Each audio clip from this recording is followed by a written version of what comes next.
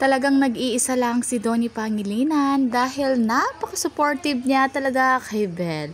Dahil may pa-black screening ang ABS-CBN kay Belle dahil siya ang kumanta sa Moana 2. At si Belle pa nga ang nag-host at habang nakikinig si Donnie. Sabi nga nila, you can see how proud he is through his eyes, and we also got another Belle and Solana crumbs. Ay, cuties! Nakakabilib talaga ang isang Belle Mariano kahit talagang sobrang busy, talagang naiisingit niya ang kanyang mga schedule. At mukhang hawak ni Belle ay bigay ni Donnie para congratulatory dahil siya ang kumanta sa Moana 2 at syempre bilang boyfriend talagang proud na proud siya. At napaka-cute talaga ang laging interaction ni Solana at Belle. Sabi nga ni Solana, you're so pretty. Talagang ganda-ganda lagi siya kay Belle tuwing nakakasama niya ito at lagi niyang sinasabi na sobrang ganda. Ang seryoso ang magkapatid na panoorin ang Moana 2. Plus, ang background music, walang iba kundi si Belle Mariano.